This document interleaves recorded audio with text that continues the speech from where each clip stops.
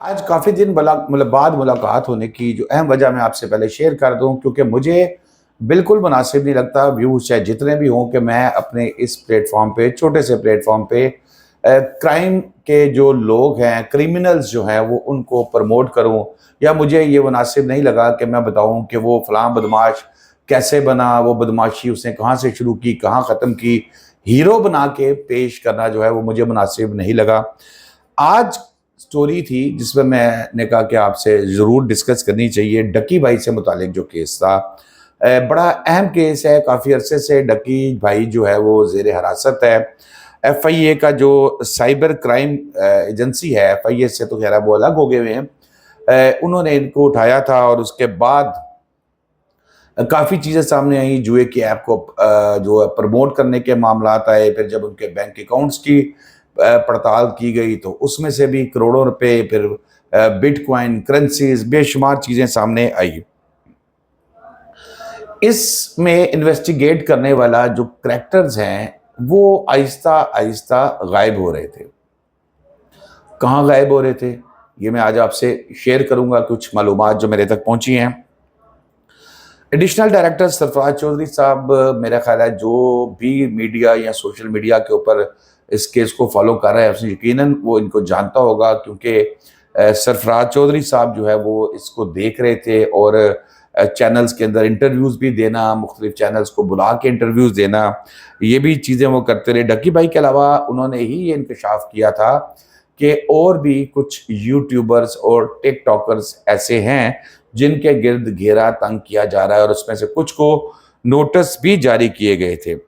Ducky भाई के account में डिजिटल करेंसी भी बरामद हुई। उसके अलावा फिर जुए की ऐप को, जैसे मैंने आपको बताया, कि प्रमोट करने का इन पर इल्ज़ाम था।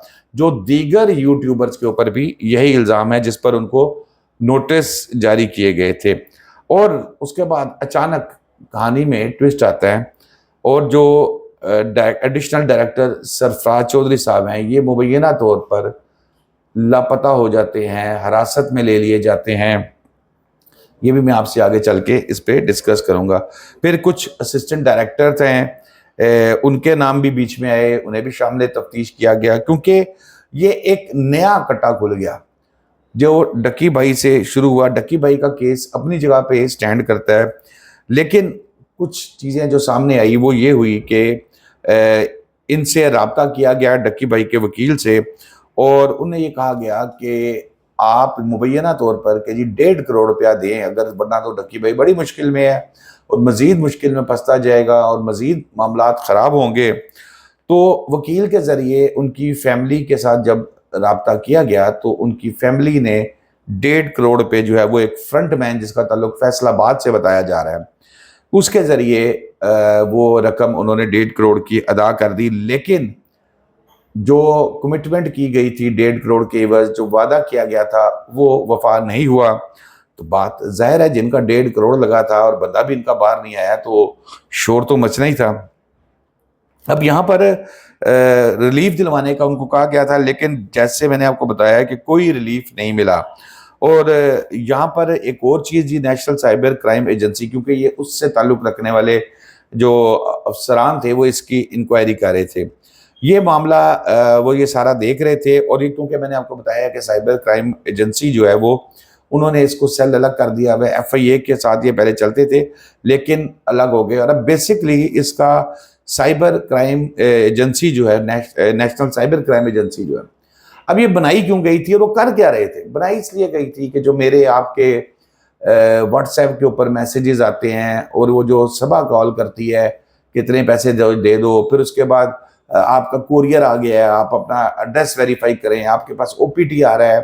फिर बैंक के अंदर जो फ्रॉड होते थे जिसमें अक्सर लोगों से ओपीटी लेके उनके अकाउंट्स को खाली कर दिया जाता था, ये बेसिकली काम था, ये नीयत थी स्टेट की कि अपने लोगों को इस फ्रॉड से बचाया जाए। कई लोग बेचारे जमा पूंजी उनकी, लोग ये लुटेरे खा जाते थे, और उसके लिए उन्होंने इसको अलग कर दिया सेल को, और उन्होंने कहा कि ये सिर्फ इसके ऊपर फोकस करेंगे। व्हाट्सएप के ऊपर भी फ्रॉड चल रहे होते थे, आप इसको क्लिक करेंगे तो ये होगा, अब आपके व्हाट्सएप को हैक करके तो आपके पूरे खानदान के अंदर ये कर दिया जाता है कि 2,000 दे दो, 10,000 दे दो, लाख दे दो, जिस तरीके से भी मतलब, और मैं आपको बताऊं इसमें कई साबिक जज साहबान है, कोई FIA के साबिक अफसरान है जिनकी तरफ से खुद मुझे मैसेज आया कि जनाब इतने पैसे दे दो। तो बाद में मैंने जब फ़ोन पे रब्ता किया, उन्होंने कहा भाई हमारा तो व्हाट्सएप हैक हुआ। वह बेसिकली ये काम था इनका जो करना था, लेकिन वो चले गए दूसरे काम की तरफ। अच्छा, अब ये तमाम काम ऐसा था कि जिसको एक इतलात के मुताबिक मुबैना तौर पर MI जो है मिलिट्री इंटेलिजेंस, वो इसको मॉनिटर कर रही थी, और इसमें उनका नाम भी लिया जाता था कि जी हमारे साथ बैक पे वो हैं, और फिर उन्होंने बताया कि बैक पे हैं कि नहीं है। बहरहाल ये सारी बात जब सामने आई तो उन्होंने इस चीज़ की रैकी शुरू कर दी। अब आपको पता है फिर वो रैकी करते हैं, पता तो नहीं लगने देते इर्द गिर्द कहाँ पर किस वक्त क्या किया, ये तो तब पता लगता है जब बिल्कुल चीज़ें उनके सामने आ जाती हैं।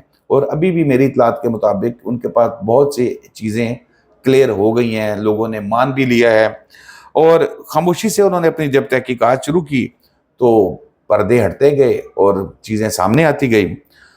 यहाँ पर तो बड़े पैमाने पर मुख्तलिफ जो समझें कि आप अफसरान थे जो वो भी बीच में शामिल थे, और फिर लोगों को पकड़ लिया जाता था, उनको डील की जाती थी, उनको डराया जाता था, और फिर उनसे बारों बार माल बटोर लिया जाता था।